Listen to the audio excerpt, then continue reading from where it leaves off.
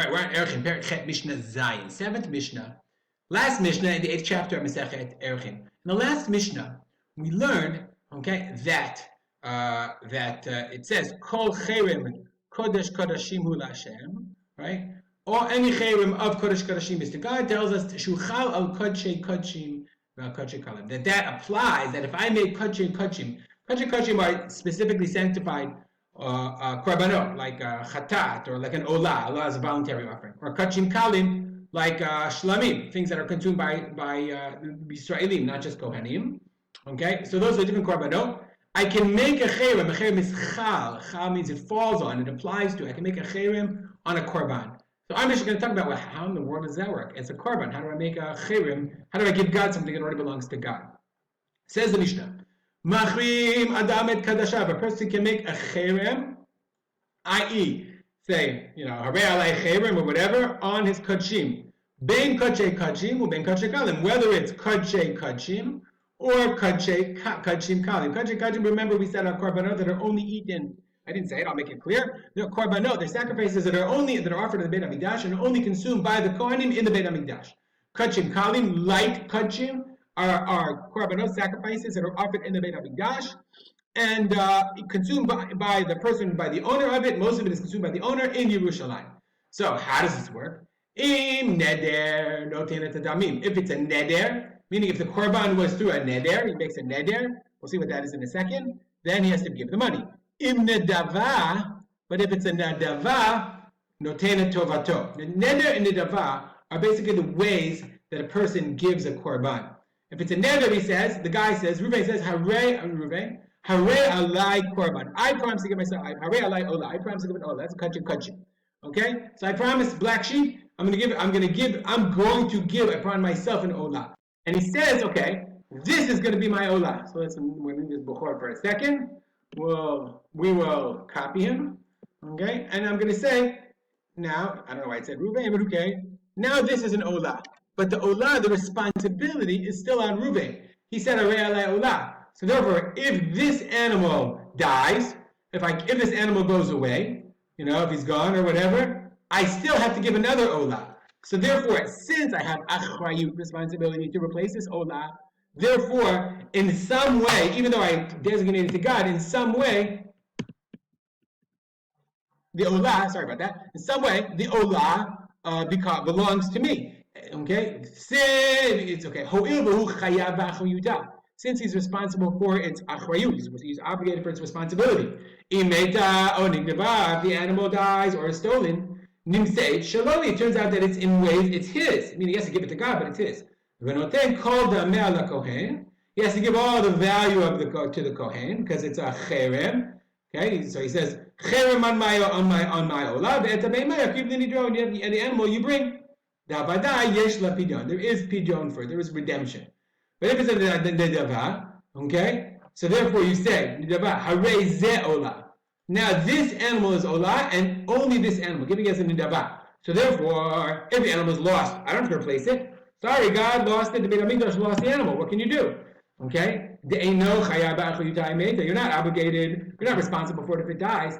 So the cherem doesn't fall on the animal. The lav didehi.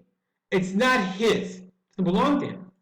Ela bichdei tovata. Rather, kidei tovata is, what is the value of this olah that someone else could offer it on your behalf? So that's what the Mishnah says. Sure, ze olah, this animal is an olah. That's a nidava. Okay, the Mishnah can continue.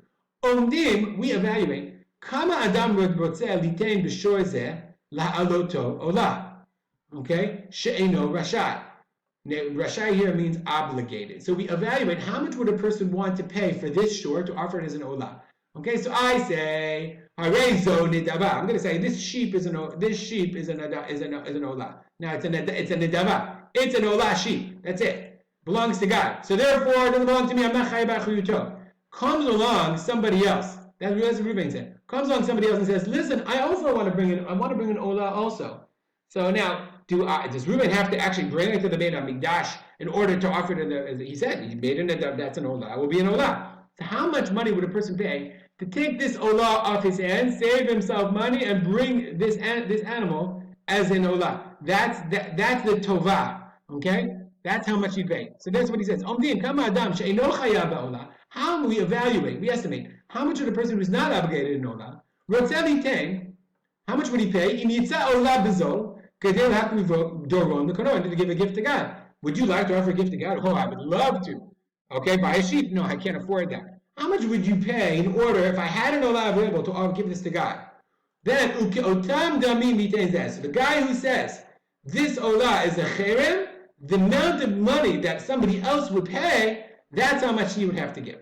That's how much he gives. Rashai here means Rasha. Rasha. He's not obligated. That's what the Mishnah said. That's the explanation of tovato.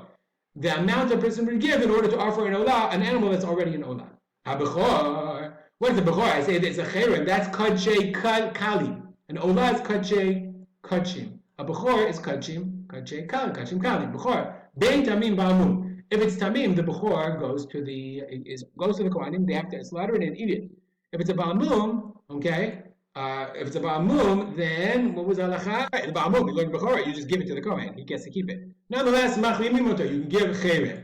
So, ketad podimoto. How much would you redeem? How do you redeem it? Podin umdim. So the people redeeming it means how much you have to give. I.e., you gave us the cherem, but it goes to the kohen. So how much do you have to give? Podin umdim. Kama adam wotzeh litain bebechor zeh. How much would a person pay? Likno leben bito uleben achoto. In order to give it to his grandson or his nephew, i.e., his daughter married a kohen, so his grandson is a kohen.